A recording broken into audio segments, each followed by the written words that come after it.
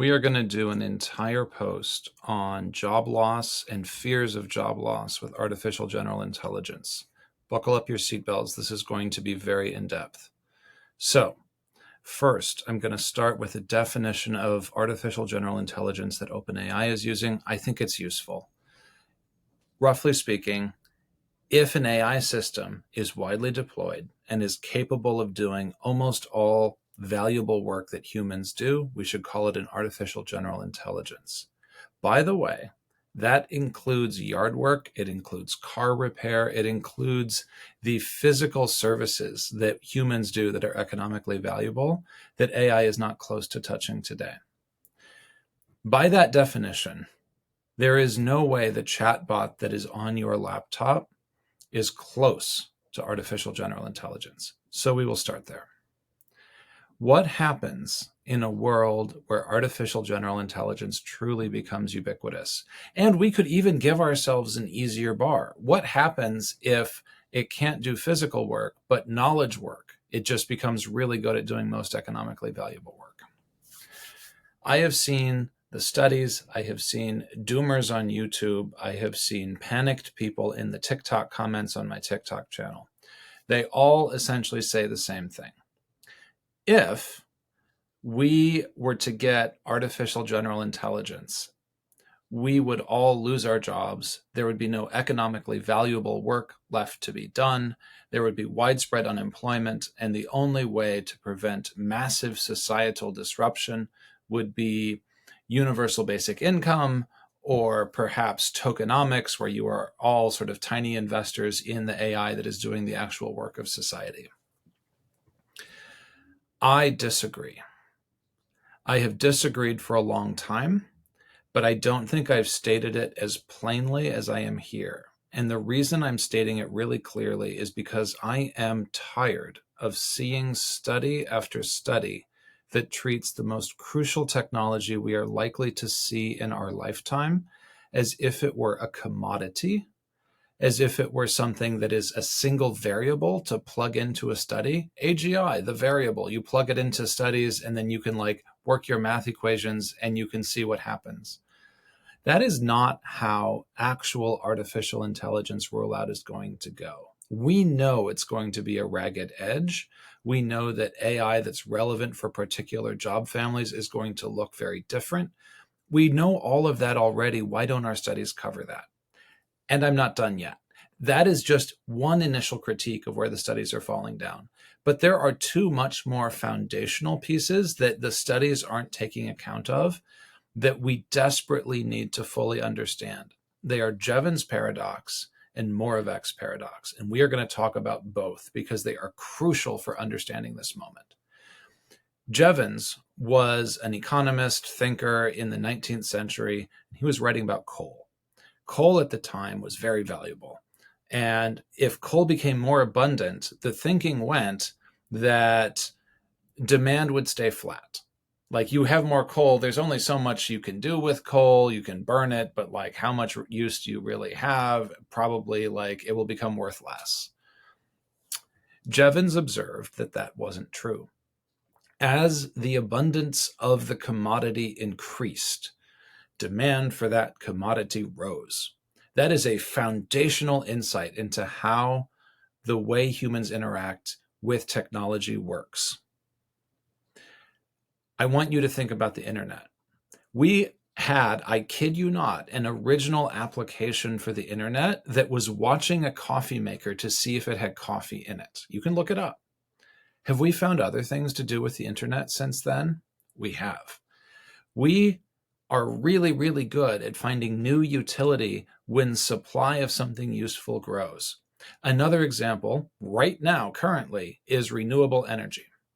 We are producing so much renewable energy, everybody's projections keep breaking. It looks like a vertical line. It is absolutely insane how much renewable energy is being produced every year. Nobody can get the projections correct. Everybody keeps predicting a tapering off, and it's just not happening because we keep finding more use for renewable energy. It's Jevons paradox. But I have not yet seen any studies that actually take account of Jevons paradox when something like intelligence becomes cheaper and more abundant.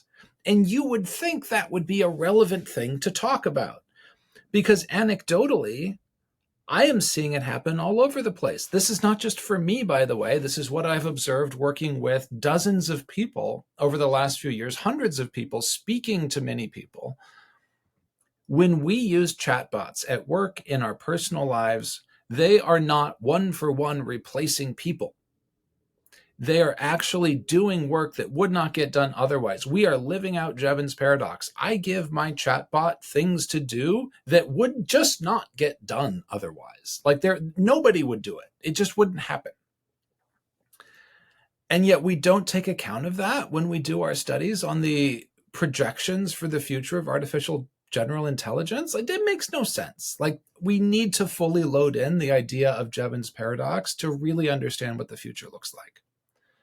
And it's one big reason why I'm more bullish on the future of jobs than a lot of the other people talking about AI right now. Paradox number 2, Moravec's paradox. This one's specifically about computer systems and AI. A few decades ago, Moravec observed that it is very, very easy to teach a machine to do things that humans find difficult, and very, very hard to teach a machine to do things that humans find easy. A few examples. Chess. I find it hard to play chess, even though I really enjoy it. I still remember as a kid when a machine named Deep Blue from IBM beat Garry Kasparov. I was so impressed. It was relatively easy for the machine, and we've since built machines that are even better at chess, and now they've solved Go, or almost solved Go. I don't know. The point is, these tasks that humans find really hard are things that machines find easy, and you can find numerous other examples like that. On the other side, humans find it relatively easy to walk, most of us. Most humans find it relatively easy to catch a ball.